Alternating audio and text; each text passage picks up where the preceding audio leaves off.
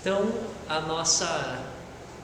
nosso tema de hoje é um tema que se encontra lá na questão 919 do Livro dos Espíritos, e logo a gente chega nela, sobre esse processo de autoconhecermos-nos, de nos conhecermos. Conhece-te a ti mesmo.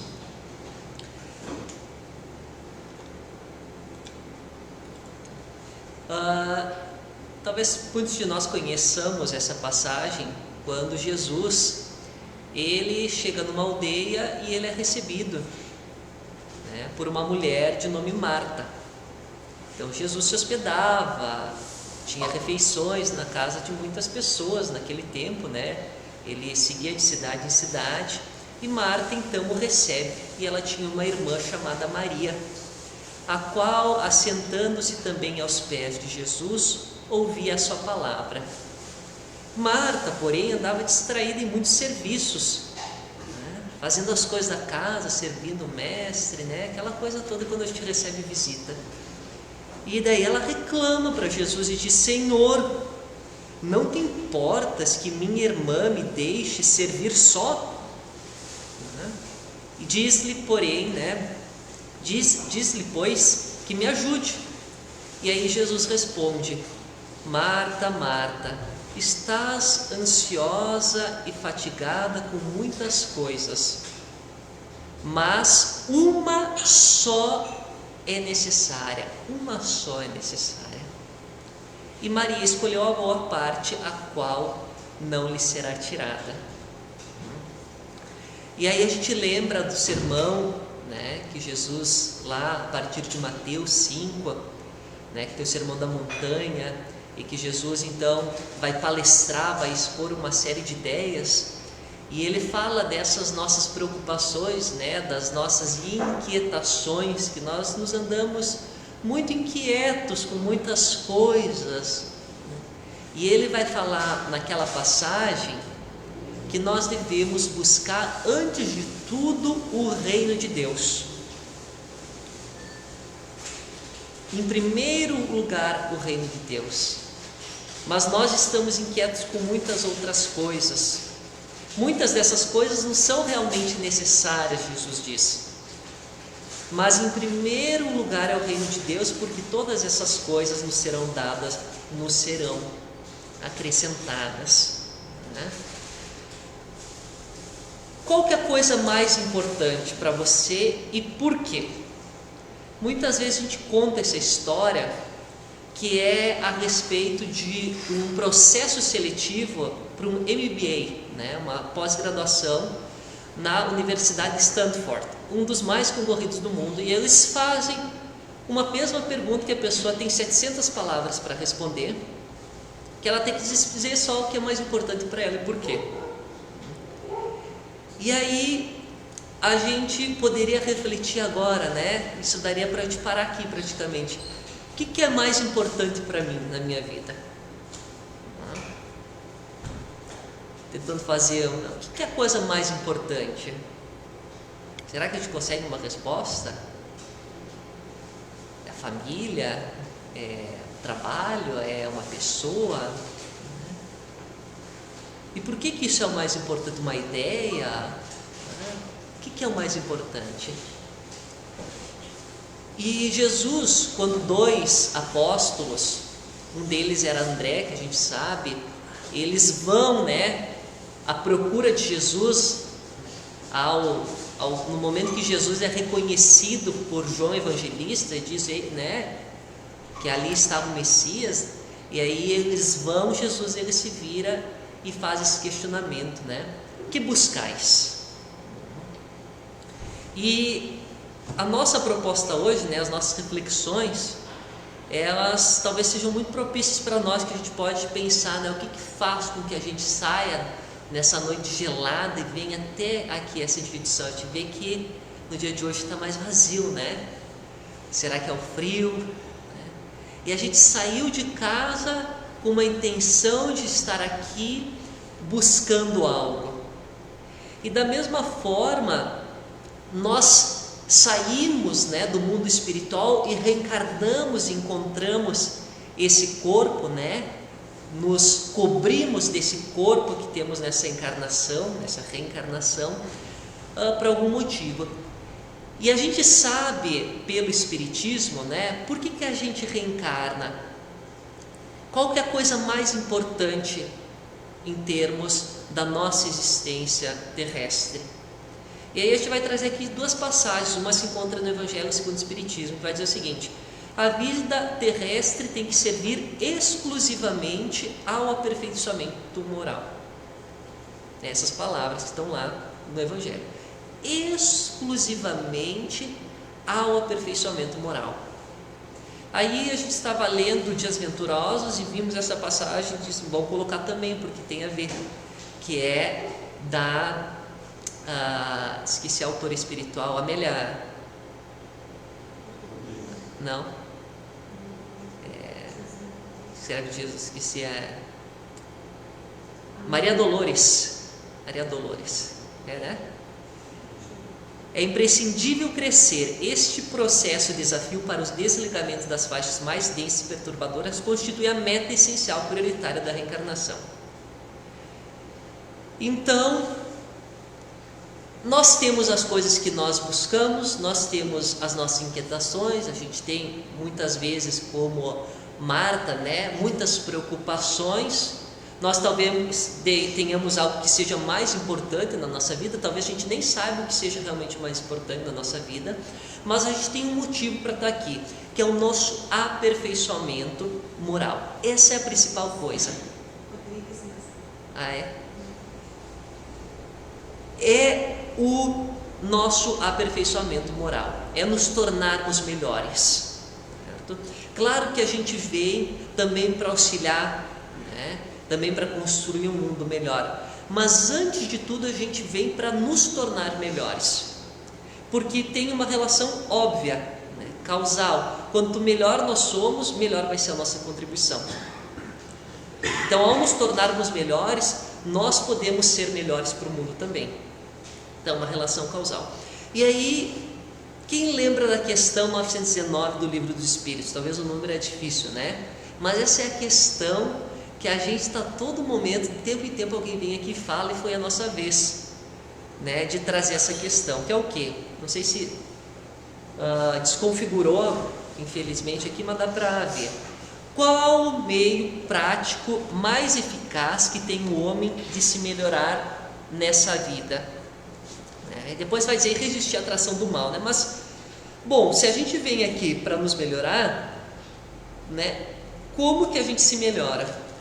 E aí Santo Agostinho vai dizer, né, que um sábio da antiguidade já nos disse, né, foi atribuído a Sócrates, né, e se encontrava também escrito lá, que é: conhece-te a ti mesmo.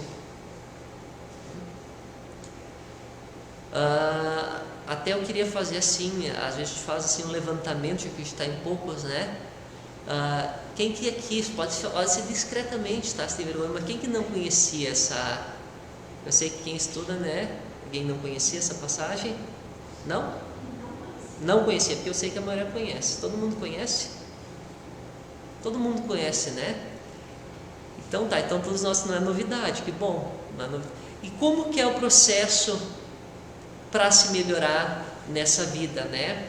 E aí Kardec, muito inteligente, ele vai fazer o seguinte questionamento: concebemos toda a sabedoria desta máxima, porém a dificuldade está precisamente em cada um conhecer-se a si mesmo. Qual o meio de consegui-la? Então, qual que é o meio de conseguir? E aí Santo Agostinho vai dizer o seguinte: fazei o que eu fazia quando vivi na terra. Ao fim do dia interrogava minha consciência, passava em revista o que fizera, perguntava a mim mesmo se não faltar algum dever, se ninguém tiver motivo de se queixar de mim. E aí ele vai dizendo, né? Então toda noite ele fazia esse interrogatório, ele revisava o seu dia, ele conversava com Deus, o seu anjo guardião, ele repassava o seu dia, ele fazia essa análise de consciência, né? Do que ele tinha feito, do que ele podia se melhorar. E aqui ele vai descrever, tá? Nós não vamos ler, que são 2 páginas dele descrevendo isso e algumas outras coisas, né? em relação a esse conhecimento de si mesmo. E ele vai responder até as problemáticas de que, bom, mas eu olhando para ele, eu vou dizer assim, não, isso não tem problema. E ele vai responder esse problema da autoanálise, né? Como que a gente se analisa, de se analisar de fora, de tentar imaginar um outro fazendo aquilo que a gente tinha feito. Então, tudo isso ele faz para nos dar um princípio ético, né? Ou nos dar um direcionamento de como que a gente faz esse autoconhecimento. E aí vem a segunda pergunta, né? Que eu gostaria assim também, eu acho que quem vai ter humildade vai ter talvez um pouco de receio de falar, né? Mas seria bom se todo mundo levantasse a mão, né? Quem que pratica, já que todo mundo conhece essa questão? Quem que faz essa autoanálise toda noite?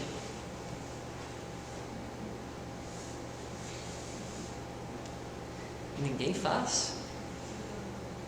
Faz? Um caso, então. 50%, tá bem, né? Entre 0 e 50%, ó, tá bem, né?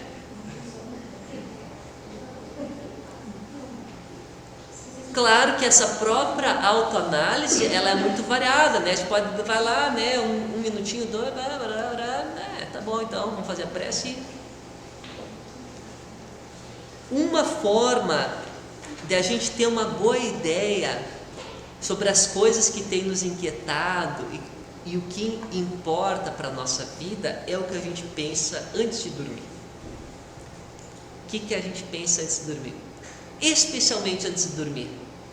Quando a gente acorda, a gente tem uma ideia, né? Onde que, né? O que a gente está pensando? O que a gente está idealizando? O que a gente está, né, jogando para o espaço no momento que a gente vai dormir? Quem tem dificuldade de dormir, um problema pode ser justamente pensamentos.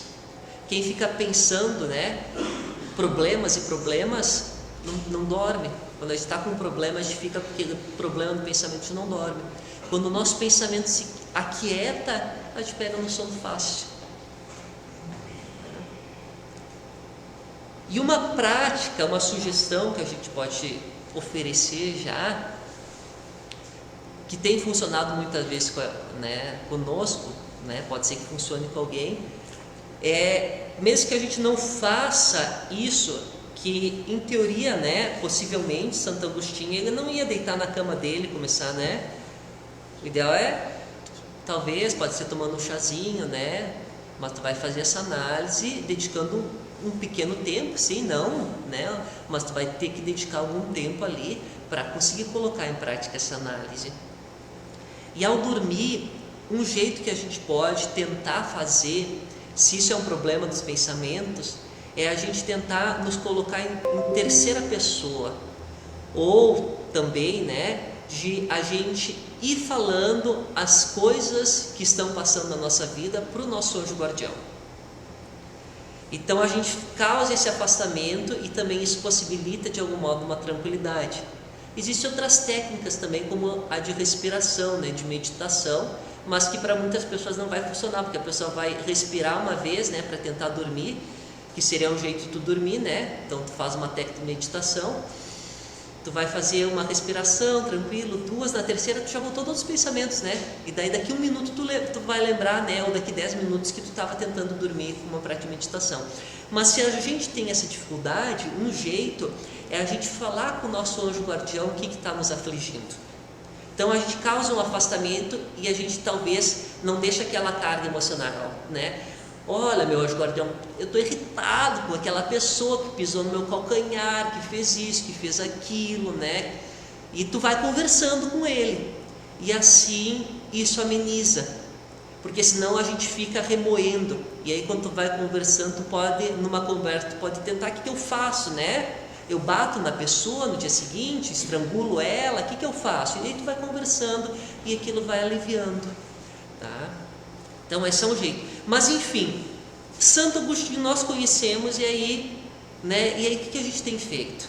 Tá? O que a gente tem feito? Se a gente sabe que a gente está aqui para se melhorar, a gente tem o caminho aí da questão 919, o que tem, né? Qual tem sido o problema? Então essa é a dificuldade, né, de nós espíritas. Tá? nós temos que pensar como nós estamos construindo a nossa vida, os nossos estudos, né, as nossas preocupações, nós espíritas.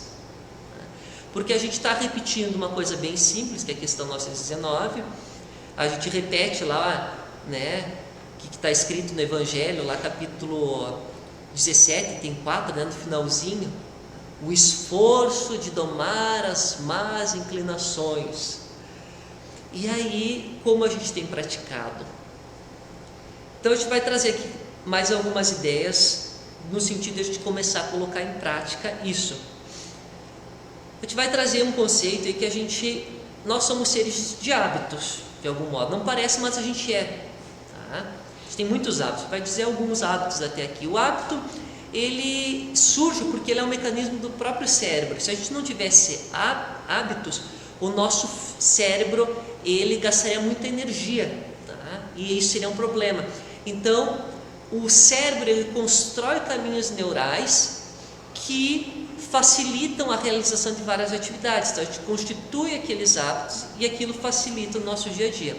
O hábito, ele tem uma deixa, um gatilho, alguma coisa que surge, ele daí gera uma rotina e essa rotina gera uma recompensa. O problema é que a gente sabe que a gente tem hábitos, né, bons, ruins, né? Então, me vem aqui vários exemplos, aqui começa a me surgir exemplo, né? Por exemplo, a gente pode pensar, por que é muito comum, especialmente entre homens, tomar bebida alcoólica no final do dia? Então, que é uma cena bem de filme também, né? Então, o indivíduo, por quê? É simples, tu cria aquela deixa, tu, né, acabou teu trabalho, aí vem aquela ânsia, né? Tu teve um dia preocupado, estressante, chato, tudo aquilo, então tu tem o gatilho. Aí tu tem a rotina de ir lá, né, servir aquele uísque, vamos dizer assim, tomar, e daí dá aquela calma, aquele acalento, né? Não é assim? Não é muito comum? Quantas vezes a gente vê nos filmes, é normal, o indivíduo vai lá, se serve, né? Toma aquela sua dose diária, como se fosse algo, né, para acalmar ou para serenar. Tá? Então, é uma rotina. Ou a gente vai e se joga no sofá, né? Ou o que a gente tem agora são esses algoritmos de aplicativos como TikTok, Instagram, que a pessoa ela vai assistindo, né, a videozinhos e vai passando aqueles videozinhos, porque o videozinho tem uma deixa. A deixa gera uma rotina, que tu vê uma coisa nova ali, né, uma coisa legal, uma coisa diferente, e aí tu tem uma recompensa, que é uma recompensa cerebral, né, que gera aí hormônios, dopamina e tal, e aí tu quer ver mais, e aí tu vai. Da mesma forma que a gente vê, não sei se alguém já foi aqui em um cassino, então entrar num cassino é uma experiência bem interessante, vale a pena, né, para compreender, se não for algo que gere um gatilho de um hábito. Mas a gente vê aquelas pessoas e aí a gente fica olhando aquelas pessoas aficionadas naquele botão, né, ou naquela roleta puxando, e aquela, né, então aquele hábito que a pessoa não consegue, e as pessoas passam a noite toda lá, e tu vê aquela pessoa fixada lá naquele. Então existem inúmeros hábitos, né, e a questão é, que hábitos que a gente quer ter na nossa vida e que hábitos que a gente não quer ter. Porque se a gente quer ter um processo de crescimento pessoal, a gente deve também incluir algum hábito que nos faça bem. Então, todos nós, a gente pode pensar nos nossos hábitos. Os hábitos também tem um problema, né? A questão é que a gente prefere, e aí teria toda uma discussão, mas é uma questão fácil de entender. Por exemplo, quando a gente acorda de manhã, é muito mais fácil ter o hábito de comer um bolo, uma cobertura de chocolate, né, que vai nos dar um prazer, do que a gente ir na academia, né? Porque isso gera uma recompensa de curto prazo, mais fácil, tem toda uma questão biológica também, né? Então, uma recompensa fácil. Tu ir, digamos, usando esse exemplo hipotético, na academia, a gente vai ter uma recompensa que é de longo prazo, e tu tem que constituir esse hábito. Então essas são as problemáticas. Da nossa parte, por exemplo, trazendo um exemplo pessoal, né? Não que seja comum a gente dar exemplos pessoais, mas estamos tentando adquirir o hábito da meditação. Então, a primeira coisa, né, que eu faço de manhã é raspar a língua, tomar um copo de água morna e fazer a meditação. É bom, é bacana?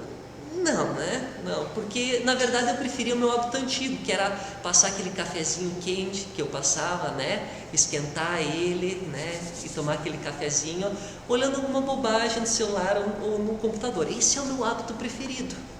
Esse é o hábito que eu gosto, passar um cafezinho, ir na frente de uma tela, tomar aquele cafezinho olhando qualquer bobagem no mundo. E aí estou tentando construir esse hábito de, a primeira coisa, fazer a meditação.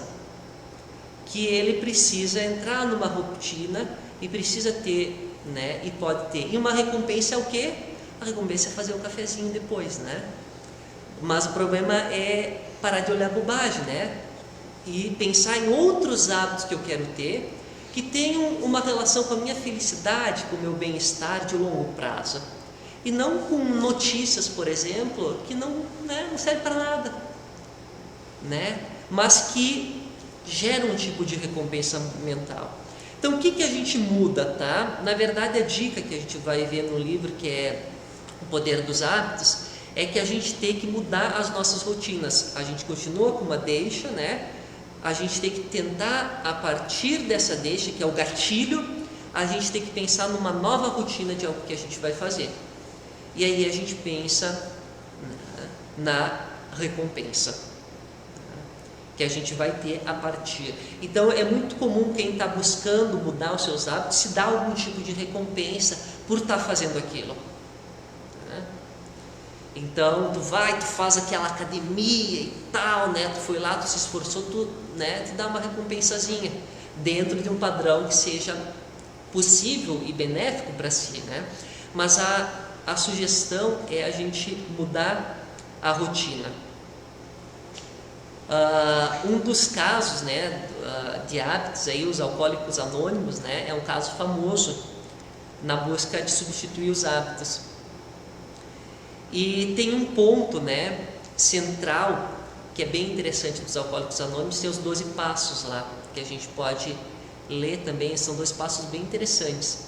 Mas no Alcoólicos Anônimos a gente tem a questão de Deus. Então, um problema que surge quando a gente está buscando a transformação é que quando ocorre uma crise, uma dificuldade, um momento estressante, aquela tentativa dos novos hábitos vão para baixo e a gente tem uma recaída e a gente volta ao patamar anterior, né? E aí às vezes parece mais difícil, isso gera uma angústia, porque ninguém gosta de cair, ninguém gosta de tropeçar. Então a gente cai e aí, eu estava fazendo esforço, fiquei uma semana, consegui, e agora, tô pior que eu estava antes daquele momento, que a gente não é perfeito, né? A gente cai. E um dos segredos, não é segredo, né? Um dos motivos, né? Um dos caminhos dos Alcoólicos Anônimos é quando a gente tem uma fé, uma crença em Deus, né? E quando essa crença ela é estruturada numa fé, quando ela tem uma força, nesses momentos de crise a gente consegue ao menos se segurar até que esse momento passe, né? Então isso tem que ser incutido, isso nos faz refletir, nós espíritas, né? Que de novo, que é uma autocrítica, a gente conhece, né, a ideia de Deus, dos bons espíritos, do nosso anjo guardião, da proteção, do amor que a gente recebe por esses espíritos amigos que estão ali por nós, né? A gente sabe todas as coisas, mas quando vem aquele momento estressante, a gente recai, a gente explode, a gente se perde, a gente embravece, né? Fica brabo. E aí a gente volta a um padrão que a gente não gostaria mais de ter, né? Então, a gente também faz uma pergunta rápida, né? O que a gente sofre, certo? A gente sofre uma questão kármica, uma questão, eu errei na vida passada? Pode ser, a gente sabe dessa resposta. mas a gente traz que o sofrimento nada mais é que um processo que nos permite um novo olhar e um novo lugar perante a vida. Então, a gente sofre porque tem algo em nós que precisa mudar. É por isso que a gente sofre. Esse seria tema de uma outra exposição em que a gente abre isso. Mas muitas vezes o nosso sofrimento é próprio de hábitos que a gente vai construindo e que nos fazem mal, que a gente sabe que nos faz mal, mas nos dão prazer, né? Nos dão alívio, né? Ou amortecem às vezes a nossa cognição, a questão das drogas, por exemplo, né? Pode ser que amorteça ali, ou faça a gente esquecer temporariamente um problema. Então a gente sofre muitas vezes por hábitos que a gente construi que nos dão aquela recompensa, que pode ser até o esquecimento de uma dor, de uma outra dor que nos aparenta ser maior ainda. E aí a gente fica nessa problemática. Então, qual que é a proposta para finalizar que a gente gostaria de sugerir, né? A gente tem uma concepção aí que isso não é uma concepção só do Espiritismo, tá? Que a gente deveria ter 20 a 60 minutos dedicados ao crescimento pessoal. Que a gente está colocando uma sugestão, tá? Não quer dizer que tem que ser assim, mas que a gente deveria dedicar. E quando a gente pensa aquilo de Santo Agostinho, a gente está pensando que ele dedicava aí pelo menos uns 20 minutos. Essa é a nossa ideia. Pode ser que não, tá? Estamos fazendo uma hipótese, né? Uma hipótese, talvez ele demorasse bem mais, talvez fosse mais rápido, mas dentro do que a gente já estudou, 20 minutos é um tempo adequado que a gente precisaria implantar no nosso dia a dia. E agora a gente estava lendo aqui antes do passo, a gente estava lendo sobre o zelo próprio, e o Emmanuel falava sobre isso. Ele disse o seguinte: olha, tu tem que cuidar do teu corpo. Olha quanto tempo tu gasta cuidando do corpo, né? Quanto tempo, né? Tu gasta lá, né? Agora fazer a brincadeira com as mulheres, né? Que daí tem a unha, tem o cabelo, tem luzes, tem maquiagem, tem corte, né? Claro que os homens estão mais vaidosos também, né? Mas a gente gasta tomando banho, dente, e o Emmanuel está falando justamente isso: epiderme, isso, aquilo. Tá? Quanto tempo a gente gasta para construir a nossa vida, no nosso trabalho, né? Nas nossas realizações financeiras, materiais, né? Então a gente gasta muito tempo. E por que a gente não tem gasto tempo com o nosso espírito imortal? Aí a gente se assemelha àquele indivíduo, né, que Jesus fala na parábola, que construiu celeiros e tal, né? E aí Deus diz para ele assim: insensato, o que você guardou, para quem tu serás? O que tu guardou, né? O que tu acumulou, o que tu construiu de riqueza para a tua eternidade? Essa que é a pergunta. E nós, muitas vezes, a gente lê um monte, né? Às vezes a gente passa lendo, mas ler e estudar-se é diferente. É proveitoso a leitura, né? A gente lê um monte, a gente tem esse hábito da leitura, mas estudar-se, né? Buscar a essência da leitura, buscar aquelas passagens que estão relacionadas à nossa vida, esse é outro ponto. E aqui ele vai dizer, né, intensifica em ti, né, essa luz que a gente já recebeu, essa luz do Espiritismo. Desvela-te em não perdê-la e intensifica em ti. Então essa luz que a gente tem do Espiritismo, ela precisa ser intensificada através desse nosso processo de colocar combustível, né, de crescer, de nos tornarmos melhores, para que essa luz intensifique. Senão a gente vai ser que nem Jacob, que foi um indivíduo espírita, que fez grandes coisas no movimento espírita, né? Foi presidente de federação e tudo mais. Chegou lá no mundo espiritual, viu uma senhora iluminada, né? E ele com aquela luzinha opaca, feinho, né? Quase, e ele sente inveja. E está lá escrito, ele relata: fiquei invejei a luz, porque a gente não tem dedicado a construir essa luz interior. Então, essa é a proposta para quem quiser, que a gente pode fazer sugestão, né? De manhã especialmente, mas se não der de noite, mas que a gente tenha esse tempo diário. E aqui tem algumas ideias, né? De 20 a 40 minutos, prece e meditação, tá? É um caminho, né? Fazer a nossa oração, e a meditação é uma das poucas práticas que a gente comenta no Espiritismo, né? Como uma prática assim, até fazendo abrindo parênteses, né? Mas todo mundo sabe que existem muitas terapias no mundo que são muito interessantes, né? Reiki, terapia de luzes, terapia disso, daquilo, yoga e tudo mais, né? Muitas, pode ser muito bacana. O Espiritismo não tem nenhuma contraindicação contra essas terapias, a gente não faz julgamento a respeito delas, a gente só não coloca elas como práticas dentro do Espiritismo para que não haja confusão, né? Senão vai virar uma miscelânea, né? Uma coisa bagunçada, vai ter luz, é isso, aquilo. Mas existem muitas práticas, né? Uma das práticas que a gente diz no Espiritismo, que a gente pode aqui nos dizer além da prece, é essa meditação, tá? E é relacionado a esse estudo. Então, a gente fazer meditação, a gente olhar para dentro e a gente fazer um estudo, reflexão, e aí a gente tem que buscar algo, né? A gente tem que tentar criar algo na nossa rotina que tenha sentido para a gente. Por exemplo, vou dar uma dica, tá? A gente pode começar a estudar os livros do Emmanuel, ou os livros da Joana de Ângeles. Esses livros de Emmanuel são maravilhosos, como Caminho, Verdade e Vida, e outros, Pão Nosso. Todos esses livros são passagens curtas, é uma leitura de 2, 3 minutos. Mas daí a gente vai ler, a gente vai anotar, a gente vai fazer um mapa mental, né? A gente vai esmiuçar, a gente vai tentar criar, né, uma organização para nós. Vamos pegar, daqui a pouco a gente vai começar, vou ler todas as de João, vou ler todas as de Lucas, e aí a gente vai criando uma metodologia para nós.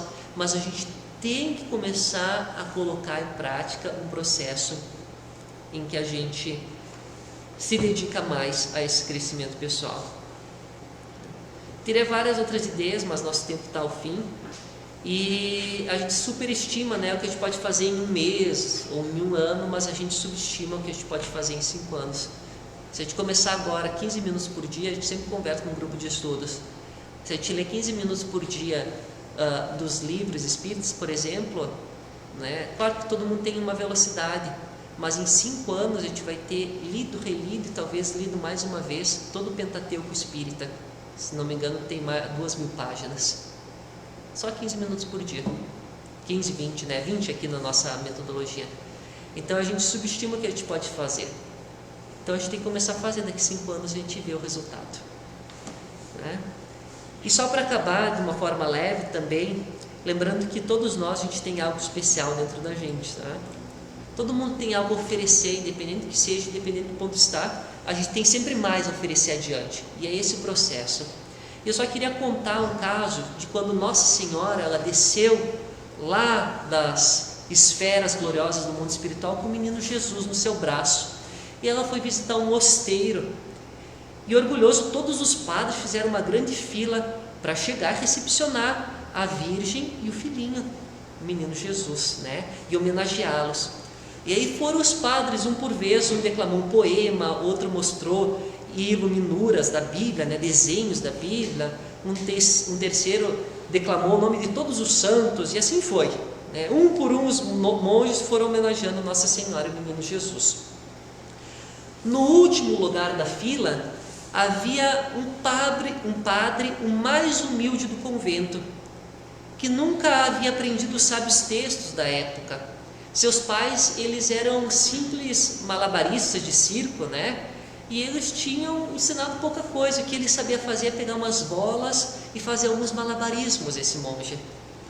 Quando chegou a vez dele, né, era o último da fila, os padres quiseram encerrar as homenagens, porque o antigo malabarista não tinha nada de importante para dizer, né? Podia desmoralizar a imagem do convento e tudo mais, naquela preocupação. Envergonhado, né? Sentindo o olhar reprovador dos seus irmãos, o monge ele tirou algumas laranjas do bolso e começou a jogar para cima, fazendo alguns malabarismos, né? Porque ele sentia, né? E por que ele fez isso? Porque ele sentia que no fundo do seu coração ele também tinha necessidade de dar alguma coisa de si para Jesus e para a Virgem. E aí ele faz isso, tira, né? Apesar do olhar reprovador, e começa a fazer malabarismo. E foi só neste instante que o menino Jesus sorriu e começou a bater palmas no colo de Nossa Senhora. E foi para ele que a Virgem estendeu os braços, deixando que segurasse o menino. Então que Deus nos abençoe, que a gente possa ir aos passos em paz. Agradecidos então aos bons amigos espirituais por mais essa noite, por aqui estarmos. Muito obrigado, Senhor, por tudo, hoje e sempre. Auxilia-nos nas nossas curas íntimas. Auxilia-nos, Senhor, a sermos melhores.